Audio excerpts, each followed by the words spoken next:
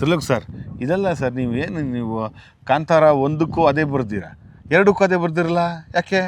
ಅಲ್ಲ, ನೀವು ಹಂಗೆ ಅನ್ಕೊಂಡಿರೋದು. ಕಾಂತಾರ 1 ಇದ್ದಿದ್ದು ಹಾಡನ್ನೇ ಇಟ್ಕೊಂಡು ಕಾಂತಾರ ಅದನ್ನ ಬೆಳೆಸ್ಕೊಂಡು ಎಕ್ಸ್ಟೆಂಡೆಡ್ ವರ್ಷನ್ ಕರ್ಮ 2.0 ಬರ್ದಿರೋದು ಈ ಸಲ. 2.0ನಾ? ಖಂಡಿತ ಚೇಂಜ್ ಮಾಡಿದ್ದೀರಾ? ಹೌದು.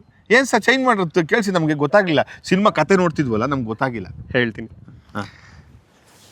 ಅದರಲ್ಲಿ ಗರ್ಭದಲ್ಲೇ ಆದಾಗ ಹಣೆ ಬರಹ ಬರ್ತಾ ಇತ್ತಲ್ಲ, ಆ ಜಾಗದಲ್ಲಿ ಸಾವಿಗಿಂತ ಘೋರಶಾಪ ಈ ಬದುಕು, ವ್ಯತೆಯೆಲ್ಲ ಕಳೆವ ಮದ್ದು ಚಿತೆಯಲ್ಲಿದೆ, ಆದಿಯಲ್ಲೇ ಅಂತ್ಯ ಉಂಟು ಎಲ್ಲದಕ್ಕೂ, ನೆಡೆವೇ ನೀ ಇದರ ಸುಳಿವು ಸಿಗಲಾರದೆ, ನೆತ್ತರಾಗಿ ಹೋಯ್ತೆ ಹೆತ್ತ ತಾಯ ಎದೆ ಹಾಲು, ಆದ ಪಾಪದಲ್ಲಿ ಹೇಳು ಯಾರದೆಷ್ಟು ಪಾಲು, ವಿಧಿಯನ್ನು ಜಯಿಸೋಕೆ ದಾಟಿ ಹೋದ ಹೊಸಿಲು, ಆ ವಿಧಿಯಾಡೋ ಆಟಕ್ಕೆ ದಾಳವಾಯಿತೇನೋ.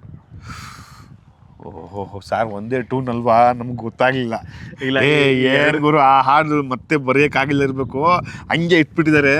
ರಿಲೀಸ್ ಬೇರೆ ತುಂಬ ಹತ್ತತ್ರ ಇತ್ತಲ್ಲ, ಮತ್ತೆ ಮಾಡ್ಸೋಕ್ಕಾಗಿಲ್ಲ ಇರಬೇಕು, ಹಂಗೆ ತಗೊಂಡು ಇಟ್ಬಿಟ್ಟಿದ್ದಾರೆ ಅಂತ ನಾನು. ಇಲ್ಲ, ಸಿನಿಮಾದಲ್ಲಿ ಎರಡೂ ಇದೆ, ಹಳೇದು ಇದೆ, ಹೊಸದು ಇದೆ.